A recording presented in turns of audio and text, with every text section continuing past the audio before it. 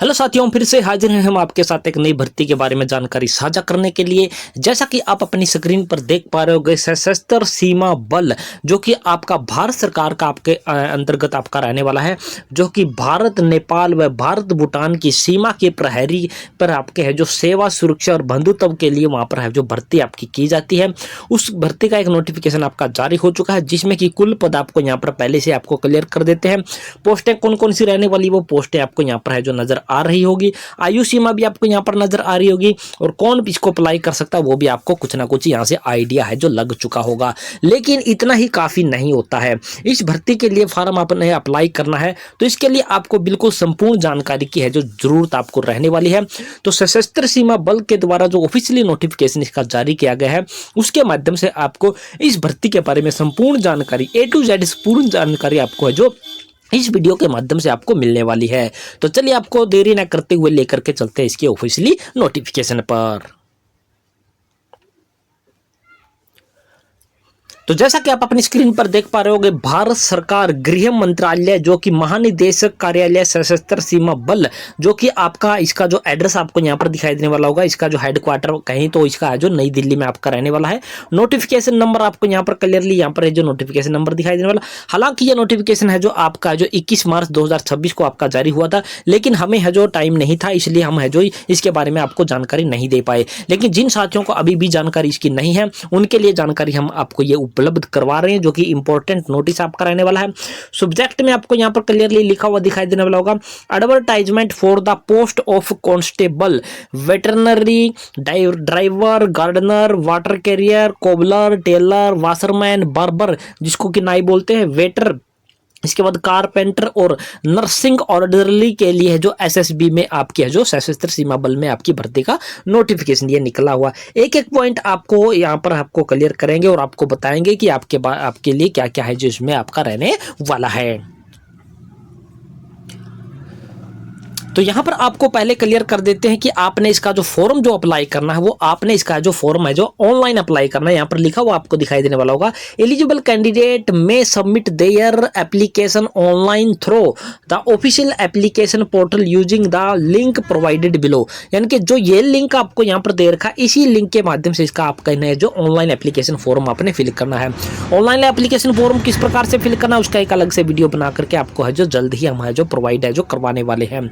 यहाँ पर आप देख पा रहे होगे, यहाँ पर आपको है जो सिग्नेचर हुए दिखाई देने वाले होंगे जो कि कमांडेंट के रहने वाले हैं, और यहाँ पर आपको डेट दिखाई देने वाली होगी, नई दिल्ली से ये नोटिफिकेशन आपका है जो जारी किया गया है। अब आपको इसके बारे में विस्तार पूर्वक है जो अलग और भी जानकारी आपको दे देते हैं। तो यहाँ पर आप अपनी क्लियर स्क्रीन पर देखने लग चुके होंगे, एडवर्टाइजमेंट नंबर वगैरह यहाँ पर दिखाई देने वाले, ये आपको पूरी जानकारी यहाँ पर दिखानी। पोस्टों के बारे में हमने पहले से बता दिया कि किन किन पोस्टों के बारे में आपकी भर्ती निकली हुई है। अब आपको यहाँ पर थोड़ा सा नीचे स्क्रॉल करके आओगे तो आपको यहाँ पर जानकारी दिखाई देने वाली होगी। पॉइंट नंबर 2 पर है जो नेशनलिटी आपकी क्या रहने वाली है कि आप क्या होने चाहिए for the post of constable, जिसमें कि वाशरमैन यानी कि इस पे है जो वाशरमैन होता है आपका, धोबी कह सकते हो उसको, बार्बर यानी कि नाई इसको कह सकते हैं, वाटर कैरियर यानी कि पानी जो लाने का काम करता है, वेटर जो आपको पता ही है, वेटर जो होते हैं टेंट वगैरह में जो काम करते हैं, इसके बाद टेलर आपको पता ही है, और गार्डनर माली को कहते हैं, और कोबलर आपका जो होता है वो मोची होता है। इसकी पोस्ट के लिए आपका रहने वाला है। तो वो उसके लिए कौन अप्लाई कर सकता है? ओनली इंडियन सिटीजन इस पोस्ट के लिए अप्लाई कर सकते हैं, यानी कि इंडिया के आप निवासी आप है जो होने चाहिए। इसी प्रकार के for the post of constable जो ड्राइवर, वेटरनरी और कारपेंटर और नर्सिंग ऑफिसर के लिए आपकी है जो इसमें भी आपको यहाँ पर है जो दिखाई देने वाला होगा कि provided the contain the employment है, जिनके जो नेपाल और भूटान के जो कैंडिडेट है उसको ये अप्लाई कर सकते हैं। इसके साथ साथ है जो आप यहाँ पर no person who is not a citizen of India expect the with the privilege, यानी कि इंडियन तो भर ही सकते हैं, इसके साथ साथ है जो इनको भी है जो इसमें कुछ ना कुछ है जो वैकेंसीज है अप्लाई करने का है जो प्रावधान है जो सरकार के द्वारा है जो किया जाता है।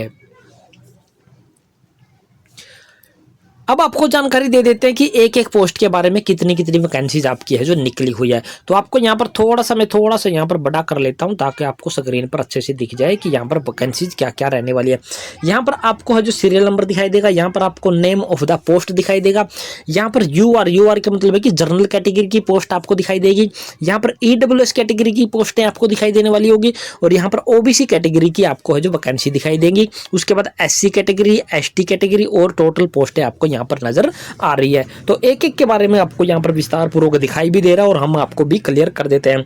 यहाँ पर कांस्टेबल सभी के सामने लगा हुआ आपको यहाँ पर दिखाई देने वाला, इसको हम छोड़ देते हैं। वेटनरी की बात करें तो आपकी है जो यहाँ पर है जो टोटल पोस्टें आपको यहाँ पर दिखाई देने वाली है। कैटेगरी वाइज वैकेंसी यहाँ पर दिखाई देने वाली है, हर कैटेगरी की वैकेंसी आपको यहाँ पर अवेलेबल है जो हो रखी है।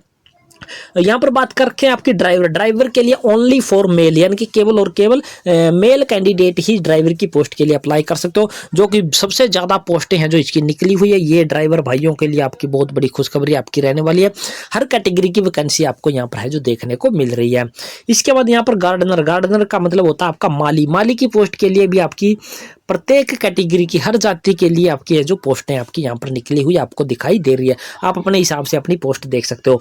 वाटर कैरियर की भी पोस्टें आपकी 5 हैं, जो पांचों की 5 पोस्ट हैं जनरल कैटेगरी की पोस्ट है। इसके अलावा किसी भी कैटेगरी की कोई भी वैकेंसी आपकी नहीं रहने वाली है। हालांकि जो अपनी एज है जो जनरल कैटेगरी की रखता है वो कोई भी कैटेगरी का इसमें है जो फॉर्म अप्लाई कर सकता है। इसके बाद यहाँ पर आपको दिखाई देने लगा कोबलर मतलब की मोची, यहाँ पर आपको उसकी वैकेंसी दिखाई देने वाली है। हर कैटेगरी की वैकेंसी इसमें भी आपकी रहने वाली है। टेलर की भी हर कैटेगरी की वैकेंसी है, वाशरमैन की भी हर कैटेगरी की वैकेंसी है, और बार्बर जिसको नाई बोलते हैं उसकी भी हर कैटेगरी की वैकेंसी आपको यहाँ पर नजर आ रही है। वेटर की बात करें तो वेटर की 3 पोस्ट है, तीनों की तीनों आपकी जनरल कैटेगरी की वैकेंसी आपकी रहने वाली है। कारपेंटर की बात करें तो 4 पोस्ट हैं, यहाँ पर 7 पोस्ट हैं, जिसमें से 4 जनरल की है और एक इसमें से ओबीसी की है, एक एससी की, एक एसटी की है। ईडब्ल्यूएस कैटेगरी की वैकेंसी इसमें है जो नहीं रहने वाली है। इसके बाद है जो आपकी नर्सिंग ऑर्डनरी की आपकी 1 पोस्ट और ये एक है जो जनरल कैटेगरी की ही वैकेंसी आपकी रहने वाली है। टोटल पोस्टों की बात हम कर लेते हैं तो 827 टोटल पोस्टें आपकी रहने वाली है, और किस कैटेगरी की कितनी कितनी वैकेंसी आपकी बांटे आती हैं वो आपको यहाँ पर क्लियरली यहाँ पर दिखाई देने वाली है। यानी कि 2026 की है जो ये एक बहुत बड़ी भर्ती आपकी रहने वाली है, और इस भर्ती का फॉर्म है जो आप लोगों ने बिल्कुल जरूर से जरूर है जो फिल करना है। तो ये वैकेंसीज के बारे में हमने आपको यहाँ पर क्लियर कर दिया है।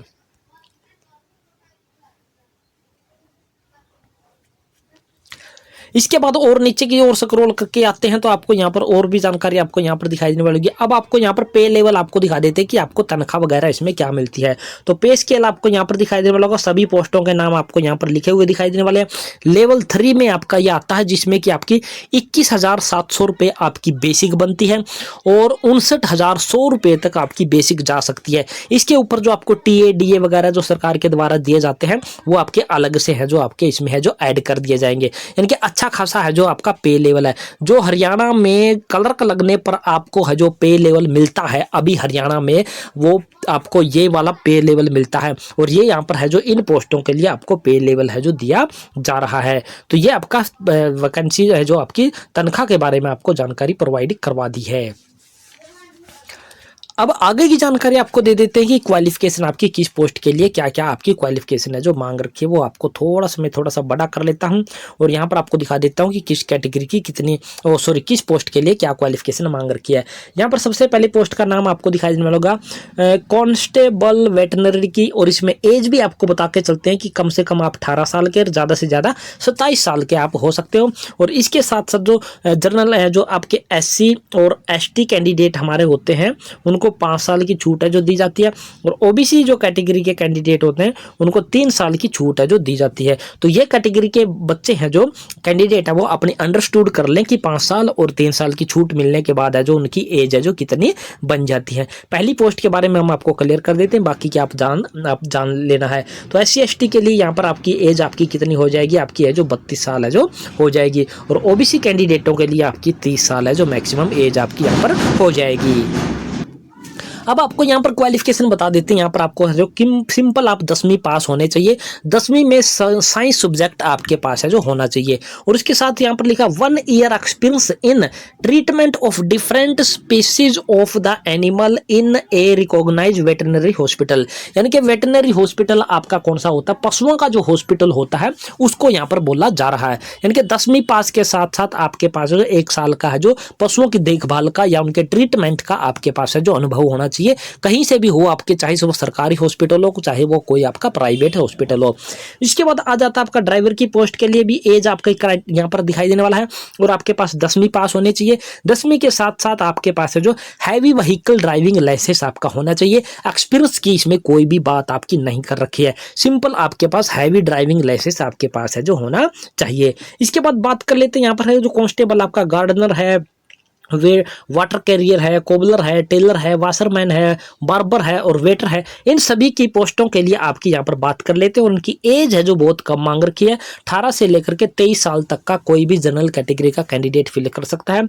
एससी और इसमें है जो हमारे एसटी कैंडिडेट है वो इसमें है जो 28 साल तक फिल कर सकते हैं। और ओबीसी कैटेगरी वालों के लिए बात करें तो वो है जो 31 यहाँ पर है जो इसमें आप 3 प्लस करोगे तो वो 26 साल तक का कैंडिडेट इसमें है जो अप्लाई कर सकता है। ये हमने कैटेगरी के बारे के साथ साथ है जो आपकी एज के बारे में बता दिया है। यहाँ पर 10वीं पास आप होने चाहिए। इसके साथ साथ 2 years work experience in respective trade, यानी कि आपके पास क्या होना चाहिए, 2 साल का जो अनुभव होना चाहिए। या यहाँ पर लिखा और का मतलब या होता है, या फिर 1 year certificate course from a recognised institute, यानी कि आपकी आईटीआई वगैरह का आपके पास है जो कोई 1 साल का सर्टिफिकेट आपका हो सकता है जो कि इन ट्रेड से संबंधित आपका हो सकता है। इसके बाद फिर से और लिखा है, यानी कि या इसके साथ साथ आपके पास 2 साल का कोई डिप्लोमा वगैरह है जो आईटीआई का आपके पास है जो हो सकता है। यानी कि पहली बात तो आपके पास ये 10वीं पास होनी चाहिए। 10वीं पास के बाद यहाँ पर point number 1, point number 2, point number 3, इनमें से कोई भी एक चीज आपके पास है जो होनी चाहिए, ये आपकी जरूरी है। इन तीनों पॉइंटों में से एक चीज आपके पास होनी चाहिए तो आप इस फार्म को है जो अप्लाई कर सकते हो। इसके बाद यहाँ पर लिखा पॉइंट नंबर बी पे मस्ट क्वालिफाई ट्रेड टेस्ट, यानी कि जो स्किल टेस्ट या फिर आपका ट्रेड टेस्ट जो इन पोस्टों से संबंधित आपका लिया जाएगा उसमें पास होना आपका बिल्कुल 100% है जो जरूरी है, तभी आप है जो वहां पर है जो फाइनल मेरिट लिस्ट में वहां पर है जो पहुंच पाओगे। इसके बाद अगली पोस्टों के बारे में बात कर लेते हैं। यहाँ पर है जो कांस्टेबल कारपेंटर की बात करें तो इसकी एज आपको यहाँ पर दिखाई देने वाली होगी 18 से 25 साल है। इसमें पहला पॉइंट आपको यहाँ पर लिखा 1 पॉइंट पे 10वीं पास आप होने चाहिए। पॉइंट नंबर बी है जो यहाँ पर लिखा 2 ईयर वर्क एक्सपीरियंस आपके पास हो, या फिर से लिखा और का मतलब या फिर आपके पास है जो 1 ईयर का है जो आपके पास है जो इस पोस्ट से संबंधित आपका जो आईटीआई वगैरह का सर्टिफिकेट हो। इसके बाद फिर से और लिखा, इसका फिर से मतलब वही होता है या फिर आपके पास पॉइंट नंबर डी 2 ईयर का डिग्री डिप्लोमा आपके पास है जो होना चाहिए। यानी कि इसमें पहला पॉइंट है जो ए पॉइंट पर लिखा वो तो आपके पास होना चाहिए 10वीं पास। इसके बाद बी, सी और डी, इनमें से आपके पास है जो कोई भी इनमें से कोई भी एक क्वालिफिकेशन अगर आपके पास है तो आप 10वीं के साथ जो एक क्वालिफिकेशन ये रखते हो तो इस पोस्ट के लिए आप है जो अपना फॉर्म है जो अप्लाई कर सकते हो। इसके साथ जो आपका जो ट्रेड टेस्ट आपका लिया जाएगा वो आपका क्वालिफाई है जो होना चाहिए। इसके बाद अगली पोस्ट के बारे में बात कर लेते हैं जो कि कांस्टेबल नर्सिंग ऑर्डिनरी की बात कर लेते हैं। इसमें एज है जो आपकी 18 से 27 वर्ष है जो इसमें मांग रखी है। आपके पास क्या होना चाहिए, सबसे पहले तो 10वीं पास आप होने चाहिए। इसके साथ है जो आपके पास first aid certificate course from saint John ambulance organisation and red cross society of India, यानी कि आपके पास है जो फर्स्ट एड का सर्टिफिकेट आपके पास है जो होना चाहिए, वो चाहे आपका सेंट जोहन एम्बुलेंस ऑर्गेनाइजेशन से हो या फिर यहाँ पर भी और लिखा बीच में red cross society of India से आपका है जो हो सकता है ये फर्स्ट एड का सर्टिफिकेट। इसके बाद पॉइंट नंबर 2 यहाँ पर लिखा है 3 working experience of duration of minimum 1 year as a nursing ordinary in a minimum 50 bedded hospital और institution recognised by central government और स्टेट गवर्नमेंट। यानी कि आपके पास क्या होना चाहिए, सबसे पहले 10वीं पास होनी चाहिए, फर्स्ट एड का सर्टिफिकेट आपके पास होना चाहिए और 1 साल का आपके पास है जो अनुभव होना चाहिए, वर्किंग अनुभव आपके पास होना चाहिए। किस पोस्ट के लिए? एज ए नर्सिंग ऑर्डिनरी, यानी कि नर्सिंग स्टाफ अटेंडेंट का एक आपके पास है जो अनुभव होना चाहिए। वो आपका जो कम से कम 50 बेडेड यानी कि 50 बेडों का कोई हॉस्पिटल हो, जो कि सेंट्रल गवर्नमेंट या फिर स्टेट गवर्नमेंट के द्वारा वो रिकॉग्नाइज्ड होना चाहिए, यानी कि मान्यता प्राप्त होना चाहिए, चाहे वो प्राइवेट हो चाहे वो हॉस्पिटल आपका सरकारी हो। तो ये क्वालिफिकेशन अगर आपके पास है तो इस पोस्ट के लिए आप अपना फॉर्म है जो अप्लाई कर सकते हैं। इसके बाद आगे बात कर लेते हैं। तो आगे आपको यहाँ पर और भी बहुत सारी जानकारी आपको यहाँ पर दिखाई देने वाली होगी। हम इससे पहले आपको आगे की जानकारी दें, आपको यहाँ पर है जो एज रिलैक्सेशन के बारे में जानकारी आपको यहाँ पर है जो क्लियरली दिखाई दे रही है। हम आपको जानकारी दे देते हैं कि हमने अपना है जो क्या बना रखा है, एक टेलीग्राम ग्रुप है जो हमने बना रखा है। टेलीग्राम ग्रुप का लिंक है जो आपको इस वीडियो के डिस्क्रिप्शन बॉक्स में जब आप जाओगे तो वहां पर आपको मिल जाएगा। टेलीग्राम ग्रुप को जाकर के क्या कर लीजिए, ज्वाइन कर लीजिए।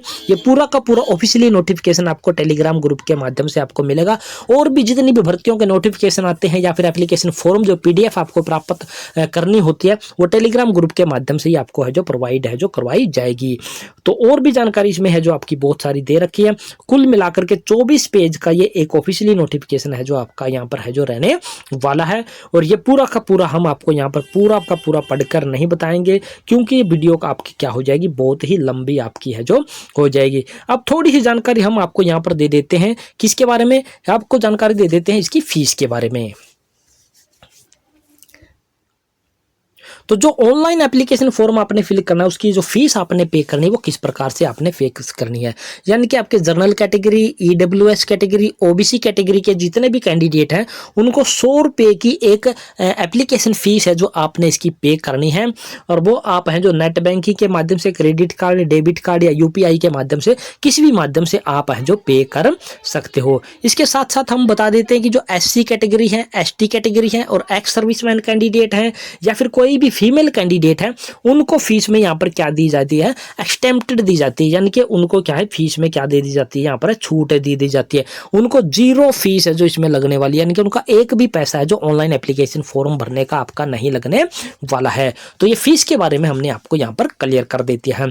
और ऑनलाइन एप्लीकेशन फॉर्म कैसे भरना, यहाँ पर लिखा होगा हाउ टू अप्लाई। इस पोर्टल पर जाकर के या फिर इस पोर्टल पर जाकर के आप इसका ऑनलाइन एप्लीकेशन फॉर्म है जो फिल कर सकते हो। किस प्रकार से फिल करना उसका एक अलग से वीडियो बना करके हम आपको जल्द ही प्रोवाइड करवाने वाले हैं। अब आपको यहाँ पर आगे और भी जानकारी दे देते हैं कि आपको है जो पार्ट 1 में क्या क्या चीज़ें फिल करनी है। आपको एप्लीकेशन फॉर्म फिल करते वक्त है जो ये आपने क्या क्या चीज़ें फिल करनी है, किस प्रकार से आपकी होनी चाहिए, उसके बारे में आपको यहाँ पर जानकारी है जो प्रोवाइड करवा रखी है कि किस प्रकार से आपकी स्पेलिंग वगैरह आपने अच्छे से है जो देखनी है। उसके बारे में जानकारी, आपको फॉर्म भरने के बारे में जानकारी है जो आपको दिखाई देने वाली पार्ट 1। उसके बाद पार्ट 2 में आपने फोटो अपलोड करनी है, सिग्नेचर आपने अपलोड करनी है, उसके बारे में जानकारी दे रखी है।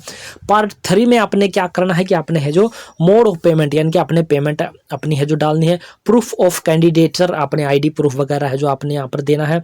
उसके बाद आपका ये फॉर्म है जो आपका जो सक्सेसफुली तरीके से अपना सबमिट है जो हो जाएगा। सिलेक्शन प्रोसेस आपका क्या रहने वाला उसके बारे में एक बार जानकारी यहाँ पर प्रोवाइड करवा देते हैं। तो यहाँ पर आपको लिखा पॉइंट नंबर 14 पर क्या लिखा, सिलेक्शन प्रोसेस। सिलेक्शन प्रोसेस आपका क्या रहने वाला उसके बारे में आपको यहाँ पर जानकारी दे देते हैं। तो आपके यहाँ पर स्टेज वाइज आपका सिलेक्शन होगा। स्टेज 1 में क्या बोला है, फिजिकल इफिशियंसी टेस्ट यानी कि PET and physical standard test यानी कि पीएसटी, ये आपके 2 हैं जो आपको यहाँ पर है जो रहने वाले हैं। पहली बात कर लेते हैं हम यहाँ पर है जो फिजिकल इफिशियंसी टेस्ट की बात कर लेते हैं। पोस्टों के यहाँ पर जानकारी आपको यहाँ पर पहले से दिखाई देने वाली कि इन पोस्टों के लिए आपका क्या रहने वाला है। मेल कैंडिडेटों के लिए आपका क्या रहने वाला है कि 4.8 किलोमीटर की रेस है जो आपने क्या करनी, 24 मिनट में आपने यहाँ पर क्या है क्लियर करनी है। तो ये काफ़ी अच्छा टाइम है जो आपका रहने वाला है। यानी कि कुल मिलाकर 5 किलोमीटर की ही रेस हम यहाँ पर मान लेते हैं और वो 24 मिनट में आपने क्लियर करनी है। फीमेल कैंडिडेटों के लिए आपकी रहने वाली है कुल मिलाकर के 2400 मीटर की, यानी कि आपकी 2.5 किलोमीटर की है, वो आपको 18 मिनट में आपको यहाँ पर क्या है क्लियर करनी है। तो स्टेज 1 में आपने यहाँ पर ये चीज़ है जो करनी है। और जो एक्स सर्विसमैन वगैरह कैंडिडेट हैं उनको है जो ये फिजिकल टेस्ट वगैरह में क्या है छूट है जो यहाँ पर मिलने वाली है। तो ये आपका स्टेज 1 का है जो पीईटी का है जो उसमें ये आपको क्लियर करना है। इसके बाद बात कर लेते हैं आपकी पी जो आपका रहने वाला है क्या point number physical standard test है जो उसके बारे में आपको जानकारी यहाँ पर दे देते हैं कि आपकी क्या क्या है जो हाइट वगैरह इसमें मांग रखी है। तो यहाँ पर आप देख पा रहे होगे यहाँ पर है जो आपको पोस्टों के बारे में बता रखा है। 4 कांस्टेबल वेटरनरी के बारे में आपको यहाँ पर दिखा रखा है कि आपके जो जो ये वाला है जो 4 candidate not belonging to 1 and 2 ये 1 है और ये 2 है। इनसे संबंधित जो कैंडिडेट नहीं है उनकी मेल कैंडिडेटों की हाइट इतनी होनी चाहिए, फीमेल कैंडिडेटों की हाइट इतनी होनी चाहिए। चेस्ट की बात करें तो आपकी मिनिमम इतनी और फुलाव के साथ जब चेस्ट मापी जाती है तो उसमें 5 और जोड़ दे जाते हैं, 85 जोड़ देता है। और महिलाओं की कोई भी चेस्ट की है जो मेजरमेंट है जो सरकार नहीं की जाती है। इसके बाद अगले की पोस्टें जो आपको यहाँ पर ये रहने वाली है इन कैंडिडेटों के लिए आपकी है जो मेल कैंडिडेटों के लिए हाइट ये है, फीमेल के लिए ये रहने वाली है और ये चेस्ट के बारे में जानकारी आपको दे रखी है। For the all candidate belong to scheduled tribe यानी कि एसटी कैंडिडेटों के लिए मेल के लिए, फीमेल के लिए और मेल के लिए चेस्ट और ये फीमेल के लिए चेस्ट की कोई मेजरमेंट है जो नहीं की जाती है। तो ये हमने आपको यहाँ पर है जो अपनी हाइट और चेस्ट के बारे में जानकारी आपको यहाँ पर दे देती है। इसके बाद अगली पोस्ट आपको यहाँ पर क्या दिखाई देने वाली है, यहाँ पर दिखाई देने वाली होगी 4 कैंडिडेट जो ड्राइवर की पोस्ट के लिए अप्लाई करेंगे उनकी पोस्टें आपको यहाँ पर दिखाई देने वाली है। उनकी हाइट मेल कैंडिडेटों के लिए ये है और जो इन इन इन कैटेगरी से या इन समुदायों से आते हैं उनके लिए ये है।